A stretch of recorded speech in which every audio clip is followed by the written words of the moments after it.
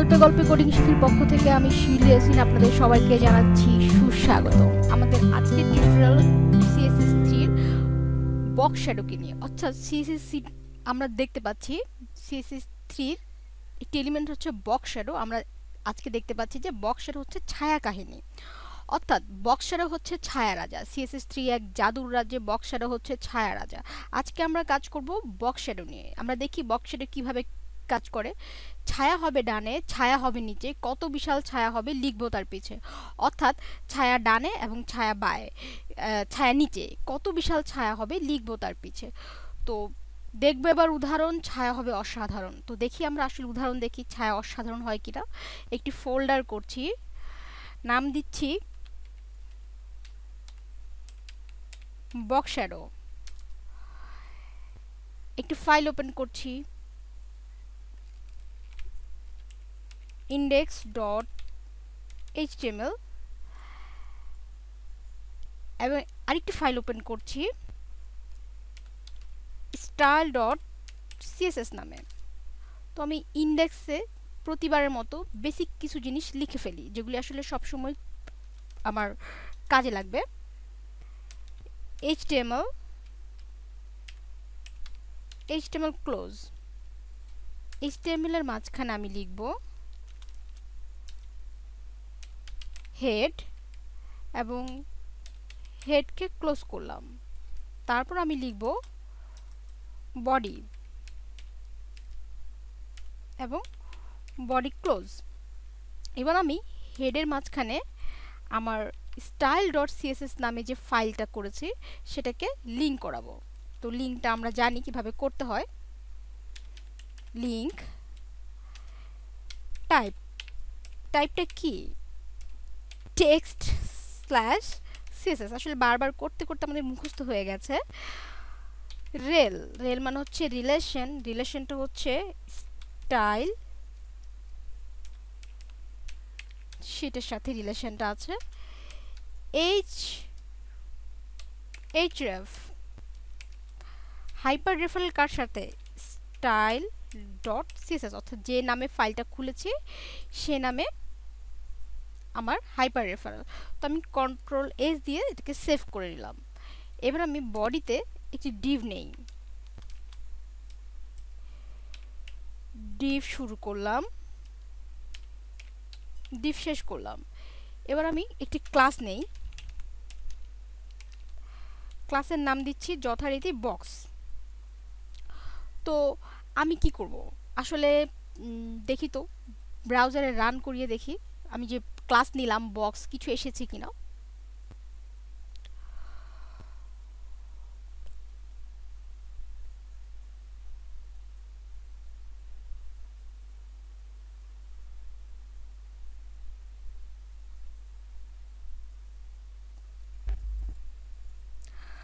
না, কিছু আসেনি। আমি বক্স নিয়েছি, বক্স নামে একটি ক্লাস নিয়েছি, কিছু আসেনি। আসলে আসবে কি করে? আমি তো style.css এ কোনো কাজ করিনি।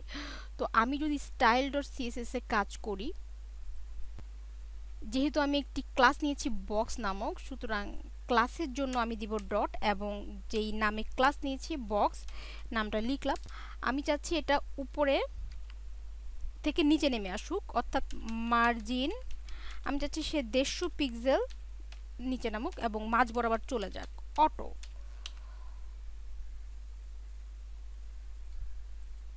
তো দেখি এবার কিছু এসেছে কিনা। না, এবারও আসেনি। আসলে আমরা বক্সটা স্টাইলাইজ করিনি তাই কিছু আসেনি। ডট বক্স, আমি বক্সের স্টাইল করছি উইড, তাকে আমি চওড়ায় দিচ্ছি 200 পিক্সেল, হাইটে দিচ্ছি 200 পিক্সেল এবং তার ব্যাকগ্রাউন্ড কালার মানে তার গায়ের রং আমি করে দিচ্ছি কি দেব আসলে আমরা যে কোনো কিছু দিতে পারি, ইয়েলো দিতে পারি, ইয়েলো। তো চলুন দেখি আসলে কিছু এসেছে কিনা। ও, চলে এসেছে আমাদের হলুদ রঙের একটি বক্স চলে এসেছে। তো আমরা চাচ্ছি আসলে ছায়া রাজা, আজকে আমরা ছায়ার কাজ দেব, ছায়া রাজা কিভাবে কাজ করে, কিভাবে ছায়া দেয়, কিভাবে কাজ করে তা দেখব। আমরা দেখতে পাচ্ছি ছায়া হবে ডানে, ছায়া হবে নিচে, কত বিশাল ছায়া হবে লিখবো তার পিছে। তো আমরা জানি বক্সের হচ্ছে ছায়া রাজা। তো চলুন আমরা দেখি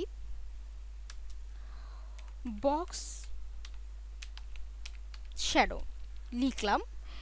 আমরা জানি ছায়া হবে ডানে, আমি 7 পিক্সেল ছায়া দিলাম, ছায়া হবে নিচে 7 পিক্সেল দিলাম, কত বিশাল ছায়া হবে লিখবো তার পিছে। আমি 5 পিক্সেলের ছায়া দিই, সে আসলে স্বচ্ছ দেখাবে, ব্লার ব্লার মানে সে কি অস্পষ্ট দেখাবে না স্পষ্ট দেখাবে। আর এটা কত বিশাল ছায়া হবে, আপাতত 0 দেই এবং একটি কালার দিয়ে দেই।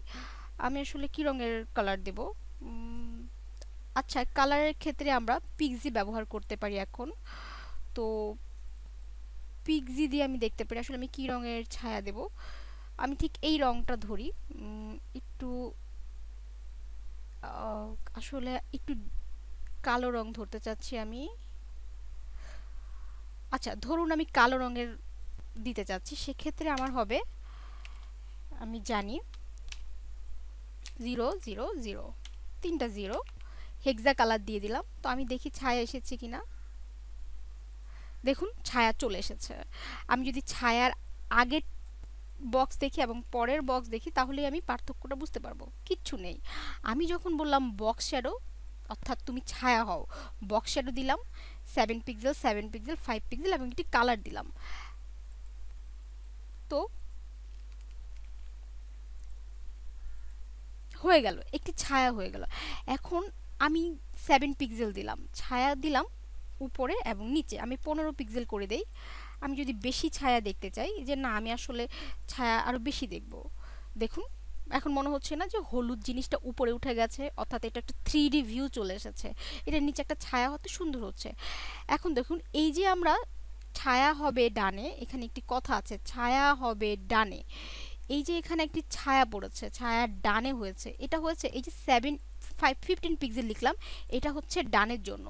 এই যে আমি আবার 15 পিক্সেল লিখলাম, এটা হচ্ছে নিচের জন্য। তারপর লেখা আছে যে কত বিশাল ছায়া হবে লিখবো তার পিছে। আমি এখানে 5 পিক্সেল, এই যে ছায়াটা এতটুকু হয়েছে, এটা হয়েছে 5 পিক্সেলের কারণে এবং 0 পিক্সেলের কারণে। তো চলুন আমরা যদি এগুলি পরিবর্তন করে দেখি, ধরুন 5 পিক্সেলের জায়গায় আপনি 50 পিক্সেল দেখলেন, তখন কি হবে, দেখুন ধূসর হয়ে গেছে, ব্লার হয়ে গেছে, অর্থাৎ সেটা চারিদিকে ছড়িয়ে গেছে। কতটুকু ছড়াবে, 50 পিক্সেল জায়গা দিয়ে সে ছড়িয়ে গেছে। আমি যদি ওয়ানের এখানের জায়গায় এখানেও 50 পিক্সেল দেই, তখন আমি কি দেখব, আসলে আমরা সবভাবে করেই দেখছি, দেখুন কত বিশাল ছায়া হবে লিখবো তার পিছে। এত বিশাল একটা ছায়া হয়ে গেছে, দেখতে একদম অগোছালো লাগছে, ভালো লাগছে না। সেই জন্যই আমরা করেছি কি, এটাকে 0 রেখেছি, অর্থাৎ ছায়ার বিশালতা খুব বেশি দরকার নেই। এবং আমি এটাকে করেছি 5 পিক্সেল, অর্থাৎ এত ধূসর অথবা অনেক ছড়িয়ে যাওয়ার দরকার নেই। তো এটা হতে ছায়া হয়েছে ঠিক এই রকম। তো এটাই হচ্ছে আসলে ছায়া রাজা, বক্স শ্যাডো যে ছায়া দেয়। তো আমরা ব্রাউজার সাপোর্ট দিয়ে দিতে পারি, কন্ট্রোল ডি, আমি মজিলার জন্য মজ এবং ওয়েব কিট দিলাম ক্রোম ব্রাউজারের জন্য। তো আমার ছায়া রাজার বক্স ব্রাউজার সাপোর্টও হয়ে গেল। তো আমি দেখলাম যে আসলে কত সুন্দর করে এবং কত সহজ করে ছায়া দিয়ে দেওয়া যায়, ছায়া নিয়ে কাজ করা যায়। আচ্ছা আপনার মনে হচ্ছে না যে ডানে ছায়া হলো নিচে ছায়া হলো, ছায়াটা তো বামে আর উপরেও হতে পারে, কিছু করতে হবে না, আপনি শুধুমাত্র ইনসেট এই লেখাটি লিখে দিন, ইনসেট আপনি লিখে দিন। আমরা এতক্ষণ যে ছায়াটা দেখেছি সেটা হচ্ছে আউটলাইন, এখন আমরা ভেতর থেকে ছায়া দেখতে চাচ্ছি, অর্থাৎ আমরা ভেতর থেকে ছায়া দেখব এখন। তো দেখুন ছায়াটা কি হয়, দেখুন ভেতর থেকে ছায়া হচ্ছে। আর আমরা এতক্ষণ যেটা দেখেছি সেটা হচ্ছে আউটলাইন, আউটলাইন না লিখলেও চলে, অর্থাৎ আমি যেভাবেই ছায়া লিখছি সেটা ডিফল্টভাবে স্বাভাবিকভাবে আউটলাইন ছায়া। তো আমি যদি দেখি ছায়া হয়ে গেছে, এটি হচ্ছে আউটলাইন ছায়া, অর্থাৎ আমি চাইলে ছায়া ভেতর থেকে দিতে পারি, বাইরে থেকে দিতে পারি। এটা হচ্ছে ছায়া রাজার কাজ, CSS3 ছায়া রাজার কাজ দেখলাম। গল্পে গল্পে কোডিং শিখির সাথে থাকুন।